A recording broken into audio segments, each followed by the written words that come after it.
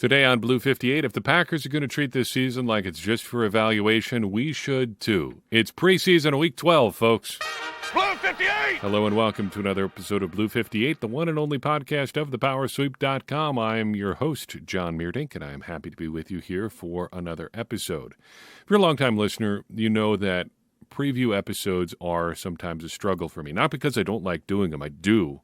It is fun, but it's a challenge to basically try to digest an entire opposing team in just a day or two, depending how long I have for prep time, and then present it in a meaningful way, and then all that kind of goes away just a couple days later. It's not really an evergreen sort of unfolding story. It's a lot of work for something that's only relevant for a short period of time.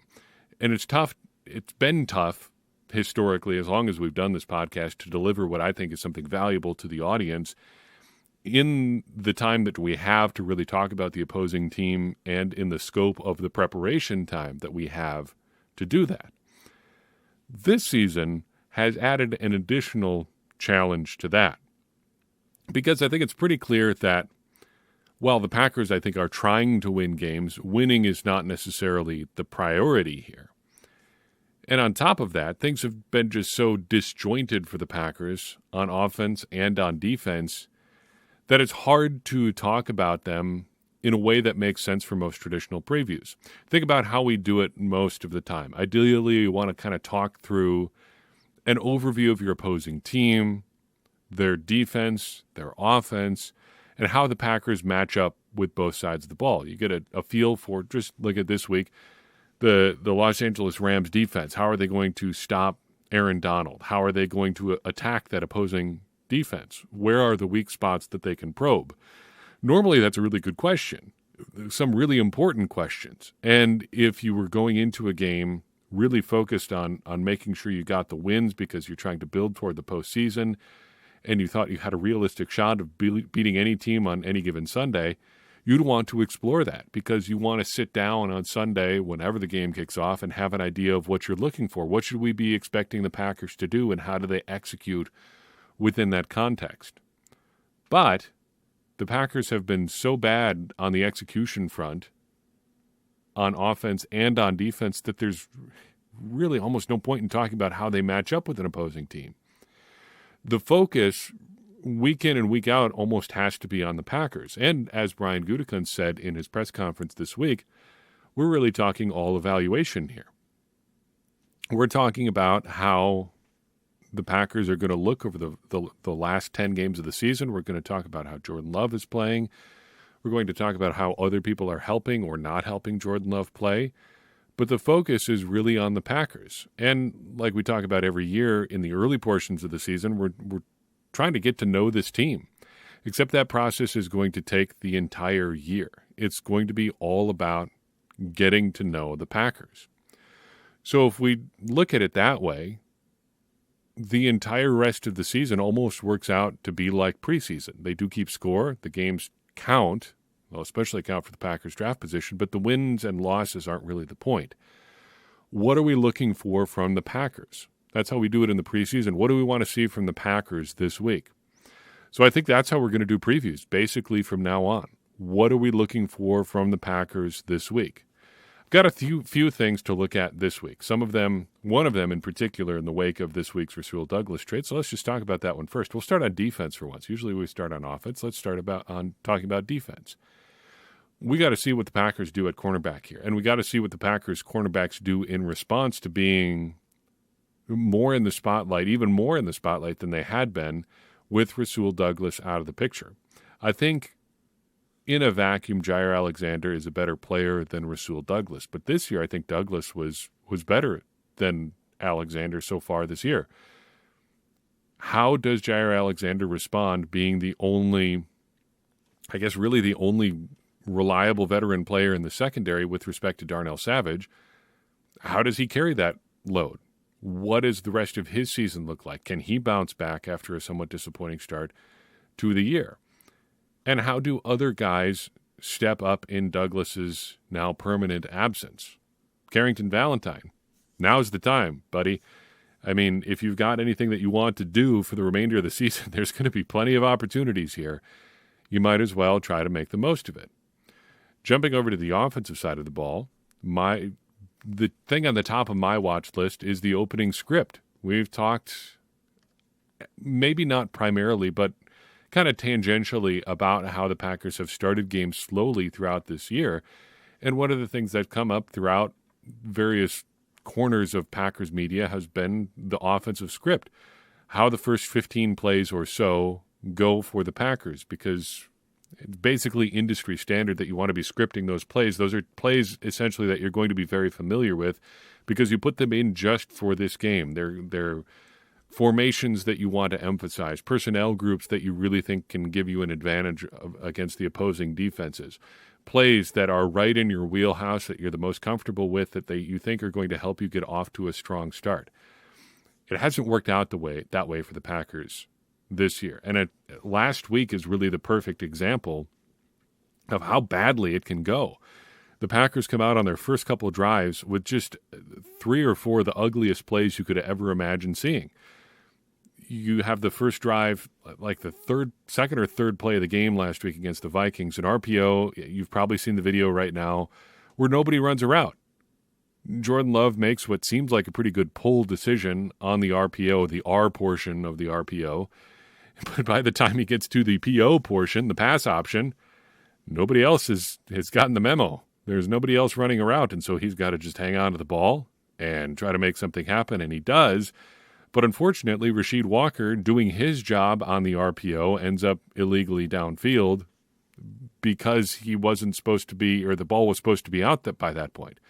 But Jordan Love has nobody to throw to, and so it ends up being a terrible play. Well, that's a play that they've practiced throughout this week, knowing they were going to run it at this specific time, and nobody had it right. Except for Jordan Love. Well, Love had it right. He did the right thing. He knew what he was supposed to be doing, and he made a read, and nobody else was there for him to – he made a read, to continue the literary analogy. He made a read, and nobody was there to complete the sentence. Just nobody was on the same page with the quarterback, which is a problem. Then on the next drive, A.J. Dillon runs for 4 yards on first down. 2nd and 6, Jordan Love drops back, surveys the field. Nobody open. What do I do when nobody's open? I check it down to Aaron Jones. Aaron Jones out in the right flat. Clang. Ball goes off his hands, incomplete. A drop. Okay, that's not on scheme. That's not on preparation. That's just somebody misfiring on a pretty easy play. Okay, you're still in the script, though. 3rd and 6, we got something we're comfortable with. A really good look. The exact look that we've asked them to put in. The Packers go empty. I'm not sure what the exact personnel grouping was, but let's just say it was 11 personnel for the sake of argument. Luke Musgrave motions from the left side of the formation to the right side of the formation. You identify what's going on there. You see the guy follows with him. Okay, we're in man-to-man. Jordan Love likes the read here. He's probably going to have a pretty good matchup with Luke Musgrave. He's got a defensive back on him. You can kind of box him out there. Motion completes. Ball snaps. Away we go. Luke Musgrave runs a good route past the sticks. So far, so good. Jordan Love delivers a good pass. And depending on your inclinations, either the defensive back makes a good play or Luke Musgrave fails to make the catch, maybe flat out drops it, but he doesn't complete his responsibilities on that play. Well within the scripted portion of your offense, and 2 layup-type plays end up with incomplete passes. That can't happen like that. It cannot be like that. How does the Packers' opening script work this week against the Rams? Secondly, what happens with the offensive line? We finally saw a change last week. Josh Nijman comes in for Rasheed Walker after a particularly brutal play or two from Walker last week. But how permanent is this? The perception on the offensive line has kind of been all over the place, and we've gotten some mixed messages from the Packers, I think, to say the least. I mean, I think the Josh Myers thing, this is unrelated to what we're talking about here, but I think is kind of helps explain the conversation and consternation over the offensive line. People keep asking the Packers, what's the deal with Josh Myers? And the Packers coaches, Matt LaFleur, Adam Stenavich, Brian Gutekunst, keep looking at people and being like, what are you talking about? Why is everybody so worried about Josh Myers? Well, the reason Josh Myers is a big topic of conversation is back in the offseason, the Packers were like, yeah, he's got to step up. He's got to do a better job. They basically opened up the competition, said they were going to have competition at center. It never really worked out that way, but they put Myers under the microscope. Whether or not you believe he's playing good football or not, I lean more toward the not side of that, though I'm willing to be wrong there. Offensive line is not necessarily my forte. The Packers put him in the microscope. They did this to him. I wonder if we see the same thing with Nyman and Walker. They pull him out last week. Nyman comes in. Nyman gets a little bit banged up. Maybe that's an excuse there, maybe not. But if they go back to Walker, why? And what happened last week? And why did they think Nyman was the better option there and then not now? How permanent is this switch? We'll see on Sunday. Thirdly, on offense, and finally for my overall look at the game here, I want to see what they do tight end usage-wise. Luke Musgrave's slot snaps trended up again last week. I would like to see a little bit more involvement in the passing game there, though that, like we said, we had that either drop or good play there by the defensive back. Still, he didn't see much in the way of targets in this game. I think just 3 on Sunday, 2 catches for 9 yards. Not ideal for a second-round pick who was off to a pretty strong start earlier this season. How do the Packers use their tight ends? That's something I want to continue to monitor because I think that's kind of a canary in the coal mine sort of position for looking at coaching issues. One of the big things that we've criticized both Matt LaFleur and Joe Barry for over the years is not necessarily putting guys in the best position to succeed. We see it with A.J. Dillon sometimes. The Packers insist on running him either to the outside or out of shotgun from the goal line. It's not a good fit for his skill set, but they keep trying to do it anyway, even though it hasn't been terribly effective. Musgrave has been kind of the same way, I think, over the course of the year. The Packers have tried to make him into this inline blocking type tight end, the traditional Y, your Mercedes Lewis type tight end, and he just isn't that guy. He doesn't really have the skill set. You wonder if he's ever going to be that kind of player.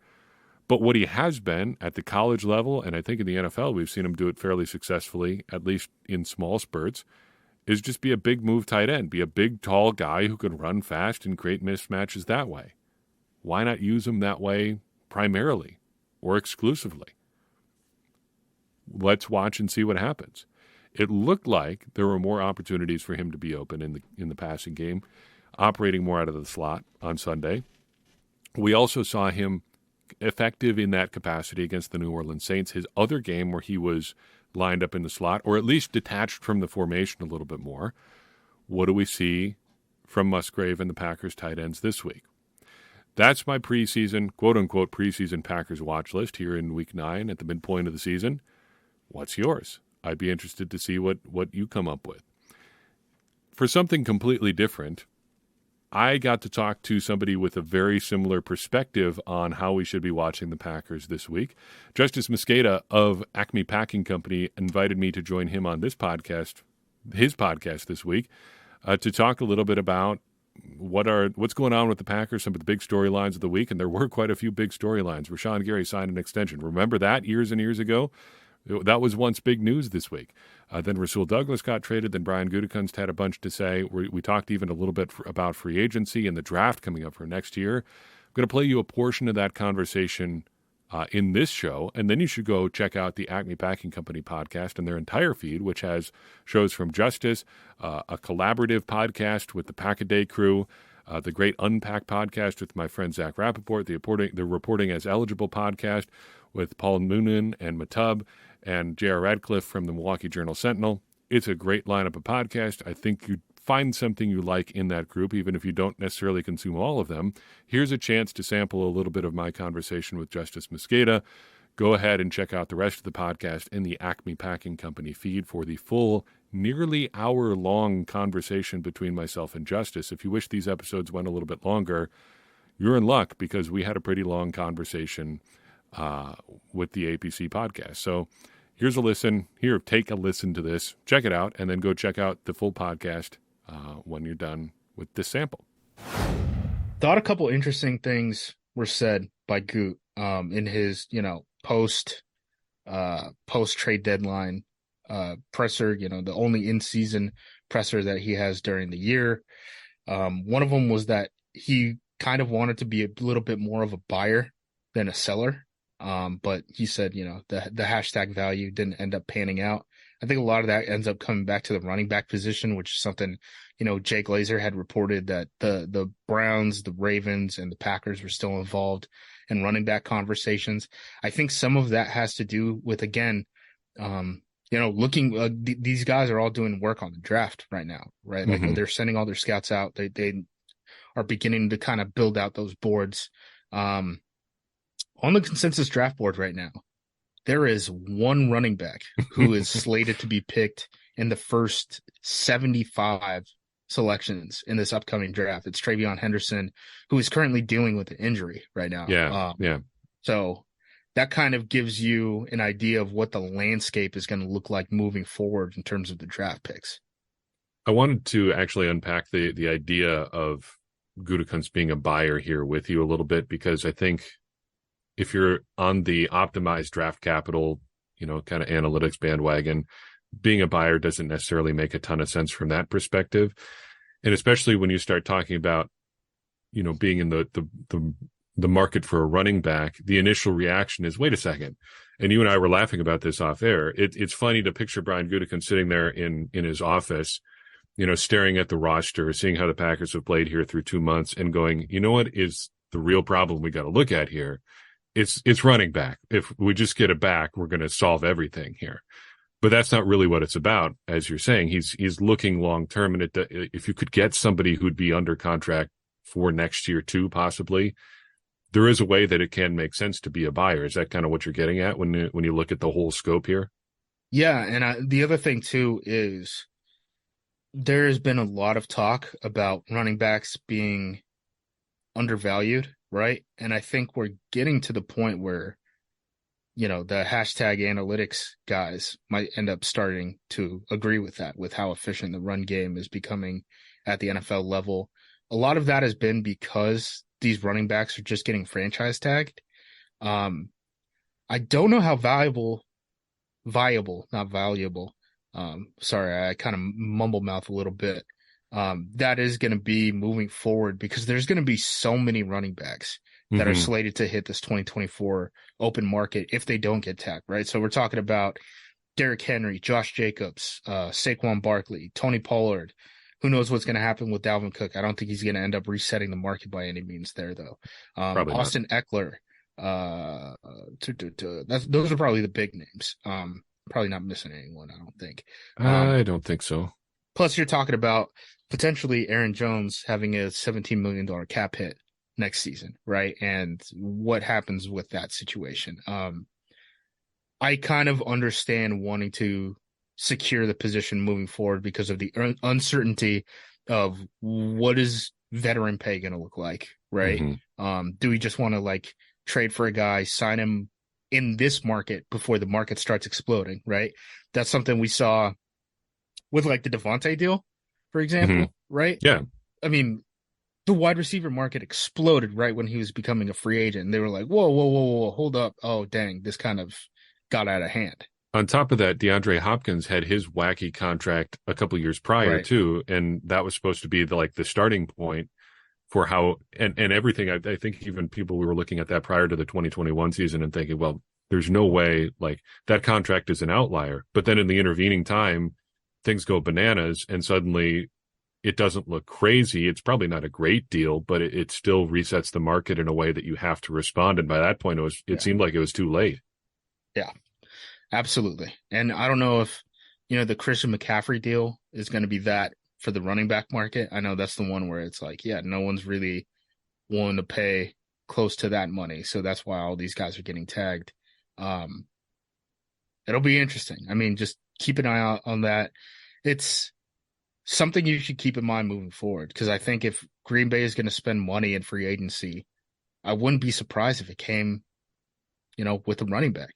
Do you have a running back in mind who you would actually pay? So I've got Spot Track pulled up. Their top 6 or 7 guys are Derrick Henry, Josh Jacobs, Saquon Barkley, Tony Pollard, Dalvin Cook, Austin Eckler, Cordero Patterson. I know a longtime favorite of yours, probably not in their plans for 2024, I would guess. Gus Edwards. He's been a healthy scratch a couple times for Atlanta. I know, as a kicker and returner. It's a bummer. We're at the end of an era there for a really fun guy, but. I mean, Ezekiel Elliott is more than a year younger than Derrick Henry. Is there anybody who I don't want to say excites you there, but anybody you'd spend money on. Saquon is interesting. I mean, you're talking about a guy who was a former number 2 pick, has played behind pretty terrible offensive lines. I think he's more of an every down back than Jones is, but he could still do some of the, for lack of a better term, playmaking type of stuff that Jones can Hmm. do on the edge. He can catch the ball. I think Pollard and Eckler are probably closer to what Aaron Jones is in terms of like guys who probably need to be on a pitch count, but can give you some high level stuff on the edge. I think Barkley's more of an every down guy. And then, LaFleur waxed poetic about what Josh Jacobs can bring to the table. And he has a history with Derrick Henry. He was the offensive coordinator in Tennessee. So I'm not surprised that they're involved in this running back market that's coming up. I mean, a lot of them Hmm. seem like good fits, right? Yeah. I think Barkley is kind of interesting that you bring him up because the Packers were at least in theory interested in Jonathan Taylor. If you look around the NFL, who's the running back that's probably the most similar to Taylor? I mean, Barkley, there's a lot of overlap there, I think. Is Yeah. a big physical back. He's supposed to be explosive. He does those kind of things. I don't know. Maybe you're onto something. Yeah. And we'll see what it's like moving forward. I mean, the big thing with the Giants that if you want to be a fan of, Saquon coming to Green Bay, um, the big thing with the Giants is going to be what do they do with that Daniel Jones contract? Are they going to be bad enough where they're picking a quarterback? Are they going to eat the Daniel Jones deal in terms of the cap hit, the signing bonus, the dead cap?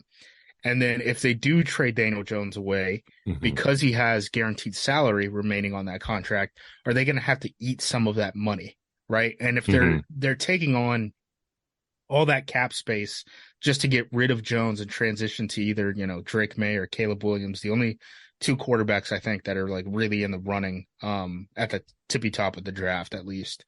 Um, is there going to be money left to then pay Saquon or tag him for a second time in a row when the tag, you add 20% on top of what it was the previous season, if you're hitting a guy with the second tag. So I think those are legitimate conversations to have right now. And I think that's maybe one reason why Goot was looking at these guys and saying like, hey, maybe we should just go target these guys now instead of waiting. There were a couple other things that Gutekunst mentioned that I think we probably should talk about. The one I that, just want to hit this thing real quick sure, before absolutely. before we switch out. Zadarius Smith is a good example Oh, of yeah, yeah, yeah. the team trying to target a guy at the trade deadline previously, not landing him, and then signing him in free agency, right? Goot had said previously that I think 2 separate seasons the Packers tried to trade for Zadarius Smith, who at that point was, I don't know if you want to call him a rotational guy. He had a pretty defined role in Baltimore's defense. He was really playing on the interior more than he was playing on the edge, but he was getting a ton of snaps there. Hmm. Um, they tried to trade for him 2 previous seasons, doesn't work out. He hits free agency. The Packers sign him. I could see that type of a situation playing out for a guy like Saquon or Josh Jacobs. Yeah. We'll find out, I guess, in March. Those guys are going to go fast when they hit the market, you'd think, just given the names that they are. Yeah.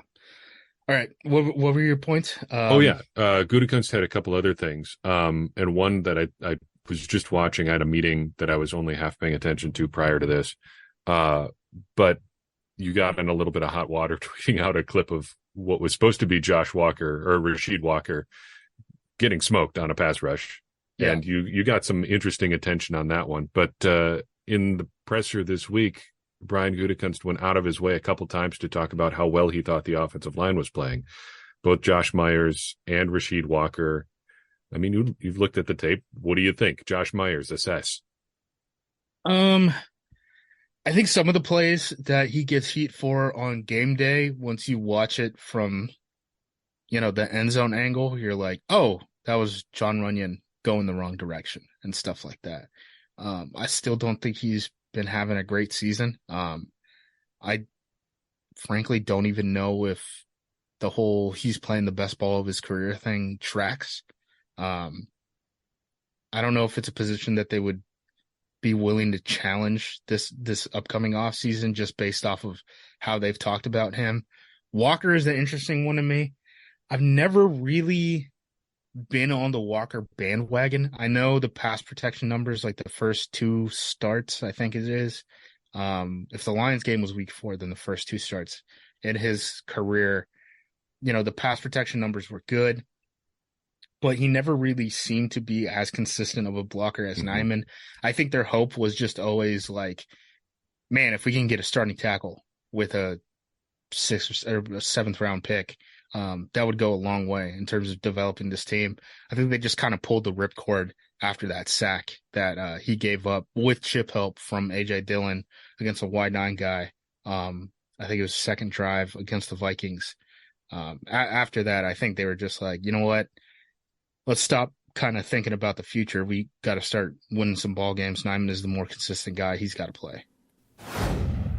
A big thanks to Justice Mosqueda for having me on his show. Hopefully we did a pretty good job for you there, and hopefully they have us back sometime so we can talk a little bit more Packers with a little bit different group of people. It was a lot of fun, and hopefully we get to do it again. Maybe we'll have to return the favor and have Justice on this show at some point in the future.